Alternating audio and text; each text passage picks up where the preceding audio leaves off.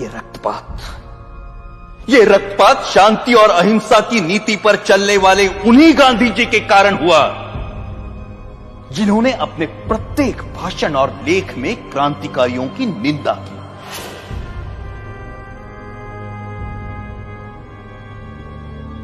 जब गांधी जी के प्रचंड विरोध के बावजूद भी मार्च 1931 के वार्षिक अधिवेशन में कांग्रेस ने भगत सिंह के साहस की प्रशंसा में प्रस्ताव पारित किया, तब गांधी जी अपनी इस पराजय को नहीं भूले और कुछ महीने भीतर जब मुंबई के गवर्नर पर गोली चली तो गांधी जी ने उसका कारण भगत सिंह की प्रशंसा में पारित इस प्रस्ताव को ही बताया।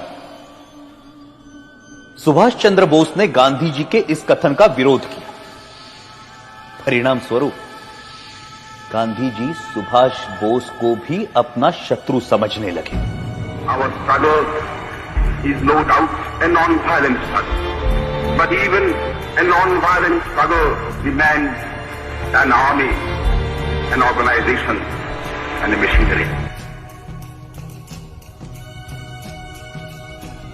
और उनका कांग्रेस अध्यक्ष चुने जाने पर गांधी जी ने कहा कि सुभाष की जीत गांधी की हार है। जब तक उन्हें कांग्रेस अध्यक्ष की गद्दी से नहीं उतारा गया तब तक उनका क्रोध शांत नहीं हुआ। जो लोग कहते हैं कि मात्र गांधी जी के परिश्रम से हमें आजादी मिली, वो एक झूठा इतिहास लिखना चाहते हैं।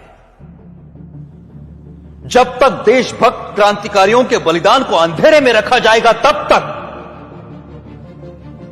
हमारी आने वाली पीढ़ियां इतिहास के सवेरे से वंचित रहेंगी। Order order. 1947 की सर्दियों में हिंदू मुस्लिम एकता के लिए गांधी जी ने जो आमरण अनशन रखा था, उसे तोड़ने के लिए जो पहली शर्त उन्होंने रखी थी वो ये थी कि दिल्ली की मस्जिदों में शरण लिए हुए हिंदू और सिख शरणार्थियों को मस्जिदों से बाहर निकाला जाए और मस्जिदें मुसलमानों को सौंप दी जाए।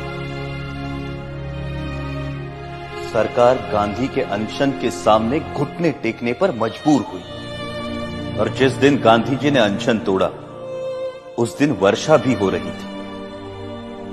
उस असाधारण सर्दी में अच्छे घरों में रहने वाले लोग भी कांप रहे थे, परंतु उन निराश्रितों के ठिठुरते हुए कुटुंब के कुटुंब मस्जिदों से बलपूर्वक बाहर निकाले गए। जिस दिन यह घटना घटी संयोगवश मैं दिल्ली में ही था और मैंने अपनी आंखों से गांधी जी की जिद को पूरा होते हुए देखा। कड़ाके की सर्दी और वर्षा में कपकपाते हुए वो लोग बिरला हाउस पहुंचे। वहां उन्होंने नारे लगाए, गांधी जी हमें शरण दो, गांधी जी हमें शरण दो। परंतु उस भव्य भवन में रह रहे गांधी जी तक उन निराश्रितों की पुकार नहीं पहुंची।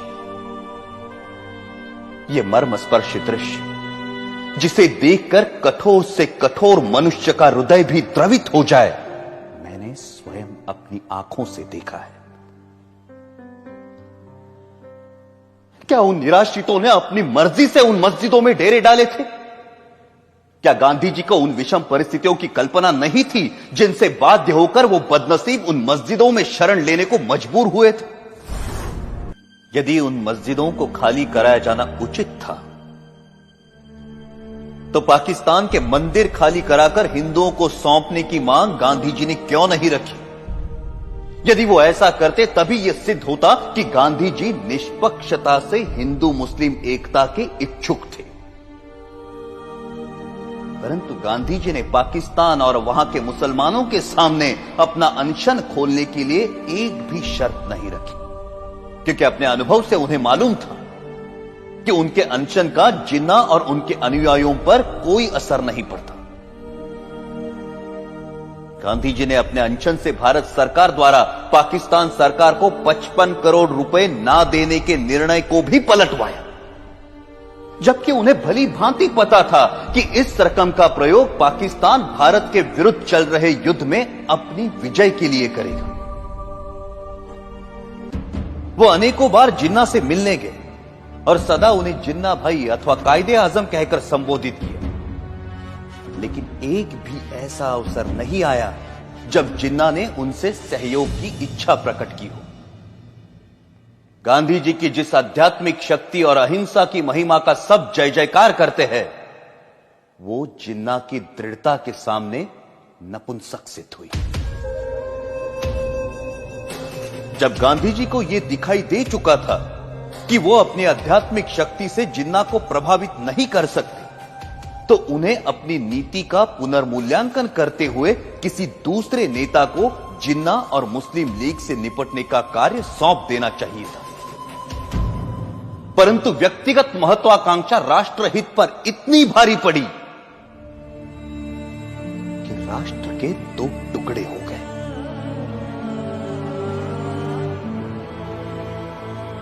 हमारे त्यागी और दूरदर्शी नेताओं ने संपूर्ण भारत की स्वाधीनता के लिए स्वतंत्रता संग्राम में भाग लिया था, परंतु देश के विभाजन से वो संयुक्त राष्ट्रीय प्रयास विफल हो गया।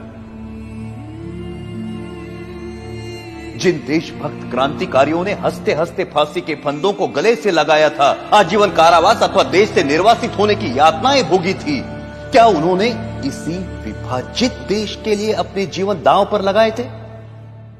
14 अगस्त 1947 को छलपूर्वक भारत के विभाजन को स्वीकार कर लिया गया और पंजाब, बंगाल और सीमा प्रांत के हिंदुओं के भविष्य की किसी ने कोई चिंता नहीं की।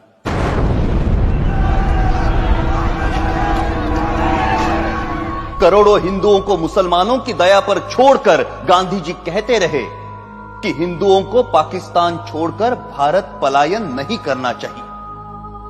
प्रतिदिन हजारों हिंदू पुरुषों का संहार और हजारों हिंदू स्त्रियों की अवमानना होती रही, परंतु उनकी सुरक्षा के लिए भारत सरकार द्वारा पाकिस्तान सरकार पर किसी प्रकार का कोई दबाव नहीं डाला गया।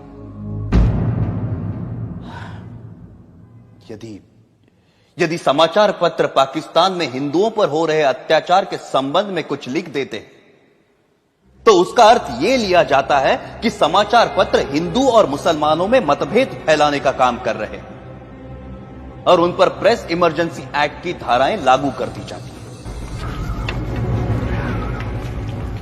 पाकिस्तान में हिंदुओं पर हो रहे अत्याचारों के विषय में गांधी जी ने कभी एक शब्द भी नहीं कहा।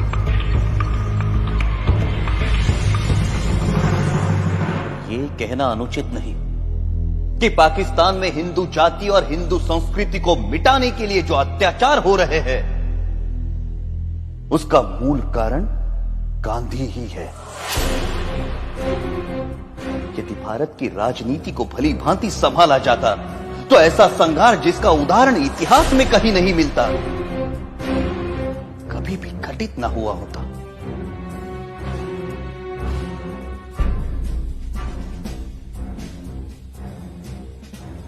गांधी जी सदा सत्य और अहिंसा के नारे लगवाते रहे। कोई भी समझदार व्यक्ति इन नारों को बुरा नहीं कह सकता, परंतु यह आशा करना कि जीवन सदैव ऐसे उच्च आदर्शों के अनुसार चलेगा, एक दिवा स्वप्न है। वास्तव मुझे स्पष्ट दिखाई देता था कि यदि मैंने गांधी जी का वध किया, मैं जड़ मूल से नष्ट कर दिया जाऊंगा। लोग मुझसे घृणा करेंगे और जो सम्मान मुझे प्राणों से भी प्रिय है, वो नष्ट हो जाएगा। मैं अवश्य मरूंगा, परंतु देश अमर होगा। मुझे स्पष्ट दिखाई देता था कि यदि मैंने गांधी जी का वध किया, मैं जड़ मूल से नष्ट कर दिया जाऊंगा। लोग मुझसे घृणा करेंगे और जो सम्मान मुझे प्राणों से भी प्रिय है, वो नष्ट हो जाएगा।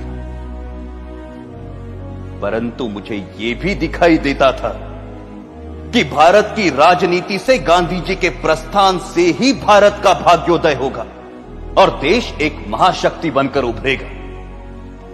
मैं अवश्य मरूंगा, परंतु देश अमर होगा। मुझे गालियां मिलेंगी, परंतु विश्व में भारत का नाम होगा। और यही सोचकर मैंने गांधी जी का वध करने का निर्णय लिया और अपना यह निर्णय किसी को नहीं बताया। अंततः 30 जनवरी 1948 को मुझे मेरा निर्णय साकार करने में सफलता मिली। यदि देशभक्ति पाप है तो मैं मानता हूं मैं पापी हूं, और यदि देशभक्ति प्रशंसनीय है तो मैं स्वयं को उस प्रशंसा का अधिकारी मानता हूं। मेरे जीवन का अंत तो तभी हो गया था जब मैंने गांधी जी पर गोली चलाई थी। उसके पश्चात तो मैं एक अनासक्त जीवन बिता रहा हूं, और मुझे अपने कृत्य पर कोई पश्चाताप नहीं है। गांधी जी ने इस देश के प्रति जो योगदान दिया है उसके लिए मैं उनका आदर करता हूं, और इसीलिए उन पर गोली चलाने से पहले मैं उनके सामने नतमस्तक हुआ था।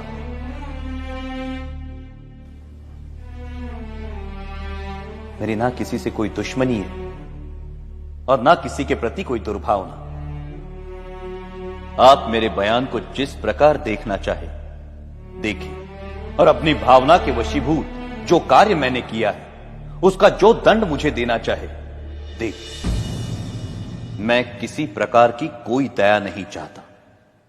मैं ये भी नहीं चाहता कि मेरी ओर से कोई दया की याचना करे। इस अभियोग में मेरे साथ कई लोगों को षड्यंत्रकारियों के रूप में शामिल किया गया है। इस बारे में मैं पहले भी कह चुका हूं कि इस कार्य में मेरा कोई साथी नहीं है, और केवल मैं ही इसका उत्तरदायी हूं। अंत में मैं ये कहना चाहता हूं कि जो वक्तव्य मैंने दिया है वो सत्य और शुद्ध है।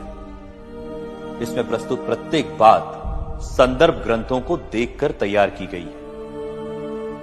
मैंने ये लंबा वक्तव्य इसलिए नहीं दिया कि लोग मेरे कार्य को सराहें, बल्कि इसलिए दिया है कि लोग मेरे विचारों को भली भांति जान जाएं और किसी के मस्तिष्क में कोई भ्रांत धारणा न रहे। भगवान करे हमारा देश फिर अखंड हो और भारतीय उन विचारों का त्याग करे जो अत्याचारी के आगे झुकने की प्रेरणा देते हैं। यह सत्य है